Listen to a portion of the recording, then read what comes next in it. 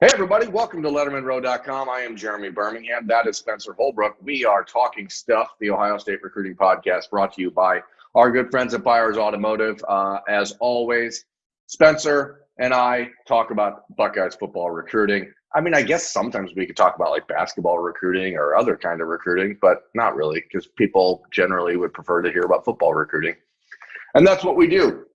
It is, Spencer, as we have prefaced a number of shows with over the last few months, a very weird time in recruiting right now. The dead period extended through January 1st at least. We have seen in the last few days a handful of 2021 and 2022 recruits starting to kind of trumpet this end the dead period hashtag on Twitter and other social media platforms, trying to get people to understand that these kids have not been able to visit a school in 9 months, and how are they supposed to sign anywhere in 2 months? So it's a weird time for everyone. It's a weird time for us trying to cover recruiting. So today, Spencer and I are just going to peel back the curtain just a skosh. We're going to talk stuff about whatever stuff you people out there on the Twitter world are curious about. Hello, Twitter world. It's me, yours truly. That's an O.J. Simpson reference for those of you who don't pay attention to Twitter. It's not really that funny because O.J.'s a murderer, but like whatever.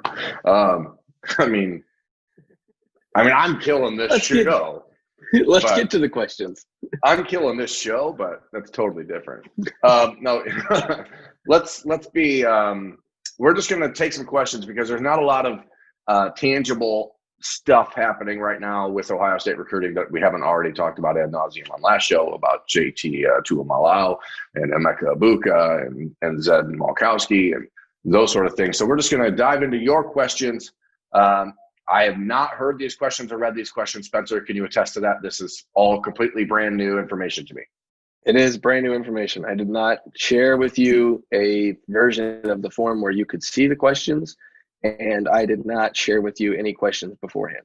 He did want to. I said no. I wanted this to be unlike a political forum where I have all the time in the world to prepare answers. I want it to be rapid fire. Bing, bing. All right. Pew, pew. Let's hit it. All right. What's the first question, right, Spencer? Brian. I don't know how to pronounce his last name, but it's Brian with a Y. Oh, okay. A little different. Because that's the way he's. Oh, never mind. That was just keep going. With Myers and Davis headed to the NFL, Harry Miller moving to center probably in 2021, and both guard spots vacant, what are the odds that Donovan Jackson could possibly start as a true freshman? Now, this is not a recruiting question as much as it's a question of, is Donovan Jackson good enough to come in and start? So better than I do. Yeah, let's start there.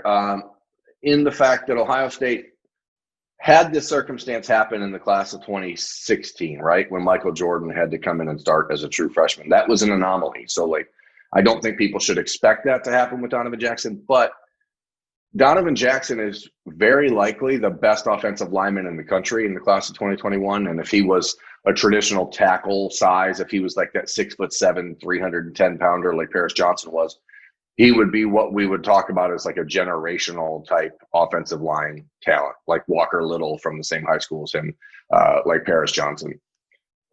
He is good enough to play as a true freshman. I guess the question here ultimately is, what type of step does Enoch Vamahi take? What type of step does Matthew Jones take in the next year?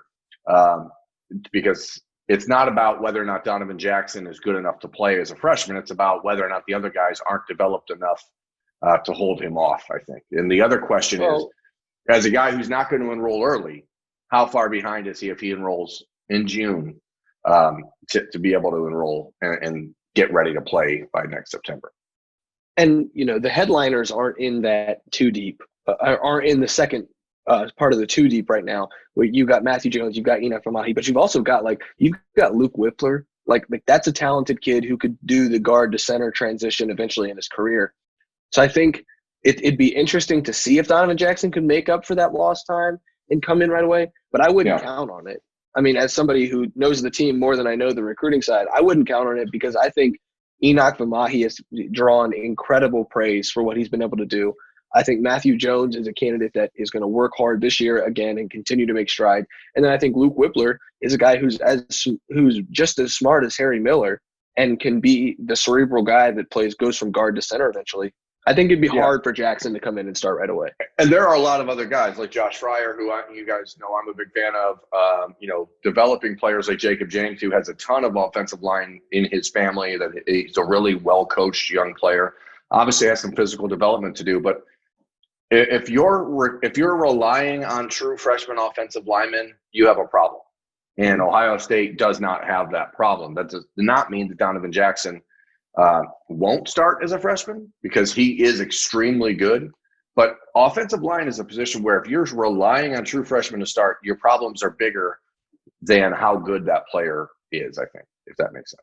Like Paris Johnson is one of the best offensive tackle prospects in the last 20 years, is not going to start as a true freshman, and he's been on campus for almost a year by the time that he gets an opportunity to play. We're talking about 2 or 3 months for Donovan Jackson. Let's also remember that he'll be blocking for a presumable redshirt freshman quarterback, or technically just freshman quarterback, because these guys don't have to count this year. So I think that's something important to remember, because Ohio State might want to put more experience on that line next year, starting a young quarterback. Agreed. Next question. Bang. The next question is from Eduardo. Oh, hello. How many offensive linemen did the Buckeyes end up with this year? Well, that's what I wrote about on the Thursday afternoon recruiting question of the day, is where things currently sit with the offensive line at Ohio State. And it's a little bit peculiar because, what we saw was the early commitment to Ben Chrisman, followed up shortly by the commitment of Donovan Jackson. And you sort of thought, with the focus that was being paid on J.C. Latham and Jagger Burton, that, hey, all of a sudden you had like a chance to be a really, really good offensive line class. And now with the last few months, things have sort of slowed down. We've lost out on J.C. Latham, Jagger Burton, Rocco Spindler, Garrett Dellinger. All these guys are gone. There's still a push for Tristan Lee, and I think Ohio State is riding third in that battle right now behind LSU and Oklahoma. But there is no reason to be optimistic for Buckeyes fans at this point, unless Tristan comes out and says, I absolutely am not making a decision until I get to Ohio State. And unless that relationship really takes off again like it did in the early part of the summer, I don't think the Buckeyes can get back in there. Him and his family made back-to-back weekend visits to Baton Rouge in the last couple of weeks, despite the fact that they're not allowed to talk to coaches while they're there, whatever. Went to Oklahoma. Like, there's no such plan for that to happen at Ohio State. Zen Malkowski is a player we have talked about. The Louisville commitment down near Louisville. He's down there in Floyd's Knob, Indiana. That name trips me up. I apologize. He's a guy that I do think will end up in the Ohio State class. So I'm going to pencil him in right now as the third, and he's a 4-star prospect that the Buckeyes really like. I've actually had someone compare him to Nick Petit-Frere coming out of high school, which, if you are looking at the big picture, Nick Petit-Frere was the number 1 ranked offensive lineman in the country coming out of high school in 2018. So the fact that Ohio State does view Mikulski very highly doesn't change his national ranking, and maybe it's looking at it through scarlet-colored glasses, but they do like him quite a bit. And then, you wonder, with Ohio high school football starting right now, we've talked about players like Terrence Rankle at Massillon. There are a lot of offensive linemen in the state committed to Division I programs, a couple are going to Kentucky, West Virginia, Pitt. I think the Buckeyes are going to continue to watch that small group of players very closely, players that they would have had a chance to see this summer if there were in-person camps and evaluations that had been done, and maybe things would be further along with those players than they are now. But they're watching, and I think the goal is still to finish with 4 in this class. But I think right now it's safe to bet on 3. All right. With Malkowski being the next one. Okay. Elijah Armstrong asks, who is the realistic target for quarterback in the 2022 class? Also, will it be difficult for the Ohio State University, he said TOSU, to land a highly rated quarterback prospect because the Buckeyes passed recruiting classes? I mean, it shouldn't be. Ohio State is Ohio State. It doesn't stop Alabama every year from getting a 4 or 5-star quarterback. It doesn't stop Clemson from doing it. The Buckeyes are going to need to recruit a player, I think, that you can feel more comfortable being a developmental type player than somebody, because you have CJ Stroud and Jack Miller and Kyle McCord, and those three are all, highly, highly ranked kids. Even if Miller's ranking slipped towards the end of his senior season a little bit, but between those three, you wonder how long all of them will be on campus, right? Like, that's a natural presumption. You're talking about quarterback position, the ever-changing world of college football. It seems unlikely to me that by the time the 22 quarterback arrives, that McCord, Miller, and Stroud will all be on campus. It seems I would, were I a betting man, bet that one of them would make a decision to head somewhere else. I'm not going to place bets on who it is. I just think that the odds are pretty high that someone transfers out of that group by the time the 22 quarterback arrives. The reality here, there are quarterbacks in Ohio, like Chase Harrison at Centerville and Drew Eller at Medina, who are players who, if you went after them and offered them a scholarship now, you might get a commitment, secure it, lock it up, and then you figure those kids would be in the program for 3 or 4 or 5 years, which you do need. Like, you can't always have the guy that's 3 and out. Like, if you do that, you're going to leave these gaps that Ohio State's found itself looking at when Joe Burrow left after 3 years, and Tate Martell left after 2 years, and Dwayne Haskins left after 3 years, and now we're looking at 2 years with Justin Fields. All of a sudden, you have these holes in the roster, but that is because the rosters have changed, and these quarterbacks know they don't have to sit for 4 years. So, realistic names, I think Drew Aller is one. He's kind of my personal favorite in Ohio. I just like his size a little better than I like the Chase Harrison, who I think is probably a little bit more complete of a quarterback right now, but I think Aller's upside may be a little higher.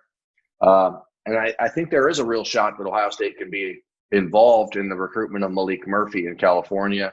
He's got to be up near the top of the list, but I don't want to sound like a broken record, Spencer, but nobody's seen anybody throw the football. So how do you know? I mean, Malik Murphy, as highly ranked as he is, it's out in California. They're not playing football until next spring or till January. Nobody's seen him play as a junior in high school. You don't know how much he really played as a sophomore or what his level of competition was. Nobody's got to see him throw in person. Nobody's got to see him come to campus. Like, it's a crapshoot, and I think we're going to find out real quick. And in the last week, 247 Sports released their top 30 top 30 staff members under the age of 30 around college football, and Corey Dennis was on that list.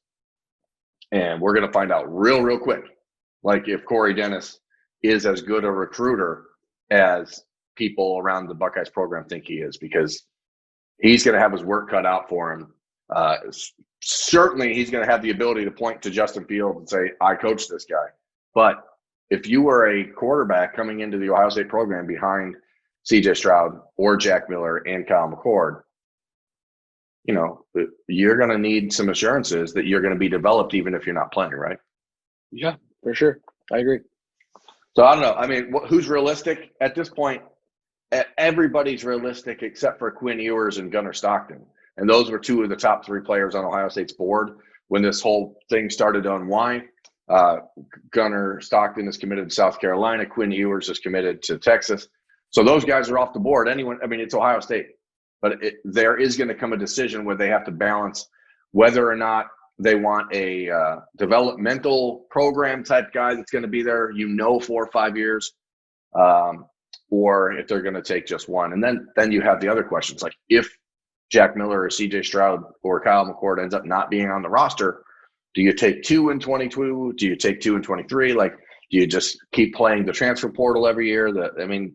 The game is changing, and because it's changing so much, recruiting, especially at quarterback, is changing with it. All right, we got a couple rapid fires here, Bern, because we got quite a few questions to get to. Ryan wants to know, which current recruit is most likely to become a captain first? Which current commitment? They did not specify. So I'm going to say CJ Hicks, because they didn't specify 2021. I'm going to say CJ Hicks definitely in the class of 2022 has that sort of DNA about him. In the class of 2021, I think you have a handful of kids who are just super good kids. I mean, you have different levels of leadership among everyone. I think that Ben Chrisman, Evan Pryor, Travion Henderson, the way that he handles himself as a young man is incredibly impressive. Kyle McCord as a quarterback is as cool and calm and collected as you can find. Jack Sawyer obviously is a leader of his team. But Reed, Carrico, those guys, they're all just hard-nosed kids who put their nose down and really kind of grind. And that's what's going to get you to that sort of level. If I had to pick one in the class of 2021, I guess I would pick Carrico because I think that as a linebacker, they sort of have to be the leaders of your team. And, the quarterback side, I guess I'd pick, Kyle McCord because, again, the quarterback has to be the leader. And, there are players like Marvin Harrison and Jaden Ballard who are a little bit more private, reserved. I don't know that you can always do that when you're a captain. So all I'll say is this, Spencer, these are some really damn good kids. The class is loaded with them. Donovan Jackson, great kid. Ben Chrisman, incredible leader and recruiter. It's hard to pick a player and then be like, well, you know what, that guy isn't really leader material. You don't go to Ohio State if you're not among the leaders and the best. All right. I don't know what that was for. All right. Oh, yeah. We got a question about the dead period being revisited and seeing if we don't think the dead period is going to be lifted, do we? I don't see it happening. I mean, the reality is, and this is where I think there's a slight disconnect between the programs and then the recruits, is that these schools have fought tooth and nail to get on the football field this fall. And so to accomplish that, you have to make sacrifices during this season. And I don't think that most of the programs around the country, Alabama, Clemson, for example, if they host recruits during a game day visit and one of those recruits has COVID-19 and then it spreads it to a host and then the host spreads it to his teammates, and then you lose a game or you get a week or two canceled because of the inability to field a team because you had an official visit, is it worth it? And especially in a time when 95% of the kids you're recruiting are already committed to your school. So I just don't think it's worth it for the schools to really advocate too loudly for this to happen. I get why the players want it to, and I feel terrible for the class of 21 because they've been put in a very, very bad position here by no fault of their own. But schools are going to have to adjust and adapt. And what you're going to see when game days come around at Ohio State is the Buckeyes doing virtual visits with kids leading up to the game. So it'll be all Saturday morning, right? They'll be in the team meetings on the videos. They'll be doing the walkthrough on FaceTime. They'll be doing all this stuff to try to make up for what they're missing. But the simple truth here is I don't think that the schools really want kids to come visit because it could potentially compromise the security of the bubble that they're trying to create. And that's not worth it when you're playing for a national championship. But I don't think they're going to lift it until January. Berm, I called these rapid fire. Come on, let's go. Oh, my apologies. Megan Little wants to know, when will Ibuka commit, and is Ohio State still leading for JT? We'll start backwards. I believe that the Buckeyes are still the favorite for JT Tuimoloau. I wrote about that earlier this week. As far as Emeka Ibuka, there is no timeline, and there hasn't been a timeline. He's going to commit when he's ready. There are some people around the Ohio State program who think that could be within the next month or two. But there are others who think this might go till February because Emeka is an extremely conscious kid. He's understanding the hugeness of the situation, and he's not hurrying himself, and he won't hurry himself, and nobody else is going to hurry him either. So I think it's one of those situations where he's going to wake up one day and be like, hey, you know what? Ohio State's been my favorite for a year and a half. Nothing's going to change. Let's go. And if that happens, it could happen tomorrow. It could happen a month from now. It could happen December. All right. Freddie says, your Pantone or Day? No, Freddie.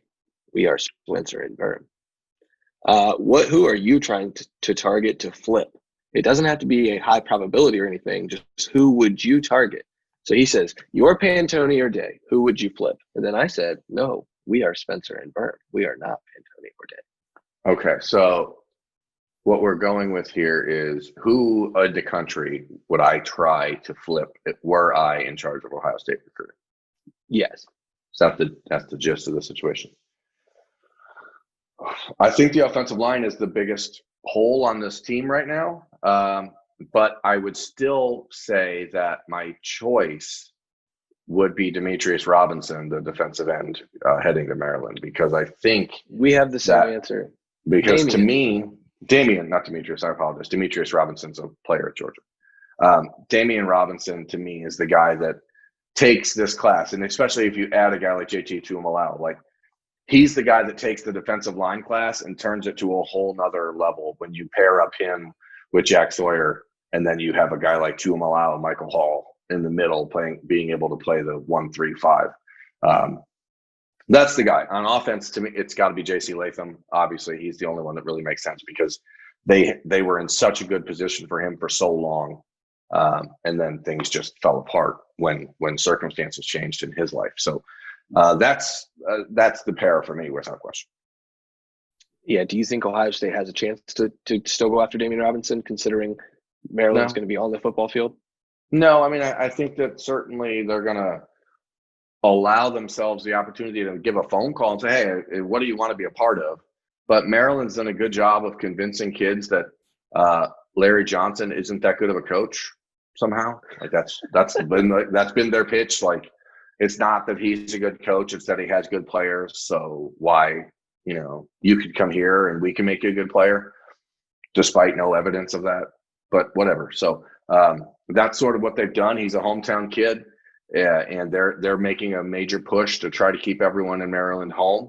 And again, as I've said before, Mike Locksley spent some time in the SEC. He's become a very proficient recruiter when it comes to getting the guys that he really, really, really, really wants. And Damian Robinson is one of those guys that he really, really, really, really wants. All right. Stephen Ferguson asks, thoughts on Marcus Allen to Ohio State? Is that it? That's the whole question? Oh. It was a two-part question. I was going to let you answer the first part. I don't think it's going to happen unless Emeka Egbuka decides he's going somewhere else. I don't think the Buckeyes are in a position where they're going to take 4 receivers in this class. So if Emeka Egbuka is still uncommitted, he is the focus. The Buckeyes will continue to build a relationship with Marcus Allen, who recently decommitted from Michigan, and is a player they really like. I actually had somebody in the Buckeyes program compare him to G. Scott to me. So they think he's a really good player. But Emeka Egbuka is the focus at wide receiver. And until that is out, I don't see Marcus Allen being in unless there is a shift or departures from the current wide receiver group that they're not expecting. All right. Anonymous asks, I don't know. Wow. We got a question from Anonymous. Thank you for your Thanks support. for listening. Yeah. We are. Do you think Jack Sawyer or JT Tuimoloau will start their freshman year, assuming JT commits? Now, I mean, it's different as opposed to the offensive line, where we're talking about Donovan Jackson and why it's not really a good thing if you have a guy like that starting as a true freshman. On the defensive side of the ball, you just put your best 11 guys out there and you let them go hit the quarterback. And you have that rotation on the defensive line that doesn't really matter. Next year, conceivably, Ohio State could lose Tyreek Smith, and Jonathan Cooper is definitely gone. Then you don't know what happens with Tyler Friday. You don't know what happens with Javonte Jean-Baptiste, how much better those guys get. If they go out and have a huge year, they can go. Defensive end is a position of need for Ohio State. Jack Sawyer is super good, and JT Tuimoloau is unbelievably good as well. I think they could both be in the 2 deep from the minute they step on campus. I give Sawyer the edge to play early because he's on the edge of the defense, and he's enrolling early, so he'd have at least the springtime to really learn things. But and what I'll say about that is Zach Harrison was also a transcendent talent along the defensive line, and he didn't really. He's pretty raw, but he's a unbelievable talent. Right, and there's a difference. And he Jack Sawyer is far more polished than Zach Harrison was coming out of high school. Zach Harrison is was a very high ceiling, very freaky athlete, great kid. Jack Sawyer is a much better football player right now than Zach Harrison was as a senior. But Zach Harrison, even, he made an impact. I think he had 3 or 4 sacks last year. Yeah, he won in the Big Ten title game, and he played a lot against Clemson. And he didn't even start as a freshman. So and Zach Harrison was so much better. Zach Harrison, and I can only say this from somebody who watched him play in high school a few times. Like, the difference between Zach Harrison and I'll just, if Maryland football is listening, if you don't believe that Larry Johnson is a great coach, you need to go back and watch Zach Harrison in high school. Okay, you knew what he could eventually be with the right coach, and there's a reason Zach Harrison picked Larry Johnson in Ohio State. The difference in the player that Larry Johnson brought in and the player that Zach Harrison now is light years apart, night and day. Jack Sawyer, as a sophomore, was a better football player than Zach Harrison as a senior in high school. Okay. Upside-wise, Zach Harrison may be ahead of Jack because Jack's floor is higher, I guess is the best way to put it. Jack's floor is higher. Zach's ceiling is higher. Right, but the reality is Jack is a much better player than Zach Harrison was coming out of high school. Jack is a Bosa-type player coming into college, okay? And so, you saw guys like Chase, and it's crazy to talk about all these 5-star crazy defensive ends, but Chase Young was a really, really good player coming out of DeMatha and an exceptional athlete, okay? So I think the best comparison for someone like Jack Sawyer is more of a Bosa or a Chase Young because he's a polished pass rusher and a polished player, and physically he's 6'5", 255, 260 pounds right now. He's going to come in far more physically ready to play than Zach Harrison did. Does that mean he's going to start? I'm not going to say he's going to start, but I'm going to say I'm not going to be surprised if both him and JT Tuimoloau, no matter where Tuimoloau ends up playing his college football, is going to be in the 2 deep. He's just too good. He's just too athletic. At his size, 6'5", 285 pounds. Look up JT Tuimoloau's basketball clips. That guy's going to play. He's going to play a lot. And if you just look at the natural progression of the Ohio State roster, you could lose Tyreek Smith. You could lose Tommy Togiai. You could lose Haskell Garrett. You could lose, even like Jerron Cage, a guy at the bottom of the depth chart. Like all of these guys are going to probably leave. And yeah, for sure. You're going to have next year Zach Harrison, Javonte Jean-Baptiste, a couple other defensive ends, Tyler Friday, and Jack Sawyer.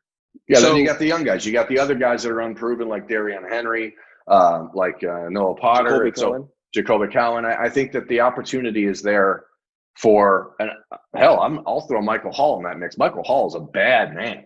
Michael Hall is a bad man. Watch him on tape. He broke his hand. He's out for the next couple of weeks.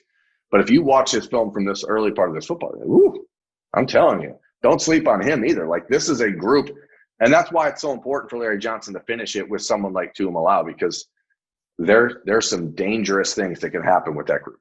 And he can carry the ball. I saw Michael Hall run a touchdown. Yeah, and Tyleik Williams is really good. I mean, it's a very good group. Very good. So I don't think I've ever asked you this, and we're done with the Q&A, but I have one more Q, and you have one more A, presumably. I got an A for you. Let's hear it. I've never asked you. I don't need an Ohio State comparison, but if you had a comparison for Jack Sawyer, go ahead and give me one. And like I said, it doesn't have to be an Ohio State comparison. I don't want you to compare him to J.J. Watt, but I'm saying it doesn't need to just be Ohio it's Joey State it's Joey Bosa though. I mean, that's the right comparison because let me say this in a way, and it sounds stupid because the Bosas come from an NFL first-round pick father, NFL first-round pick uncle. They are so rare. They played at one of the best high schools in the country. Everything they did let you know what they were going to be. I think that Jack Sawyer, if he stays healthy, and that's always a big thing for these kids, right? Jack Sawyer is Nick Bosa approach in Joey Bosa body, if that makes any sense. Okay? Like, he's that sort of combination type player. And I think he's going to be too good to keep off the field, especially because for the first time in his life, he's going to be around and playing with a bunch of other dudes who can play football just as well as he can, right?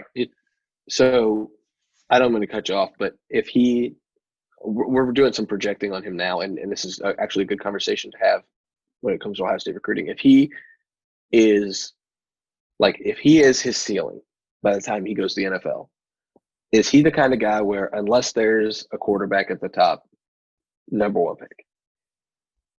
I don't know. I mean, the athleticism. Because that's what Joey was. Well, if there wasn't quarterbacks at the top, Joey was the number one pick. Well, I mean, Joey went, what, 4 or 3? He went 3 because he went. Oh, Nick went 2, right? Yeah. Nick went 2. If he can stay healthy and do the right things, and I don't see why not. I mean, he's not going to go out there and run a 4.45. I mean, he's going to be a 4.6 guy, but so's Nick. It's about turning what we see now into the ceiling and hitting the ceiling, because what Jack reminds me of is sort of a lot of these guys over the years that have gone to Alabama, guys that they're kind of maxed out as far as their physical talent when they get to campus, and then they just refine that skill. And then, so you may not see him take like the huge leap that we saw with Chase Young, for example. Like, Chase needed to finish out his body. He came in a little skinny. Zach Harris said, we haven't seen what he's really going to end up being yet. If with a guy like Jack, by the time he plays a snap at Ohio State, he's going to be 6'5", 275 pounds, right? So it's not like he's going to continue to get bigger, or what he's going to do is have to learn how to play with his body and learn how to play as his body is a different style. But what I don't know that he can get infinitely better than he is now, if that makes any sense. Like, that's why I think of the Bosas are a better comparison. Those guys were who they were from the minute they walked on campus. And then it was just about refining and technique. And so that's where Jack has such a unique advantage, because he's had 3 years of working with Larry Johnson already, because he lives so close, and he's been able to camp with him multiple times in summers, and he can call him and watch film with him. And, these things that you just couldn't really do 6-7 years ago that you can do now. So, I mean, it's a lot of expectations on Jack, and I think people should go back and read one of the most recent stories we wrote about him. He wants that. He wants to be that guy. And I think that is a major piece of the puzzle for a young kid like that, because so many kids shy away from expectation, and Jack is someone who is going to absolutely run headfirst into it. So I don't know. I think a combination of Nick and Joey Bosa, if that's a good enough player for you. Cool. So anyway, let's wrap that up. So this went longer than I thought it was going to.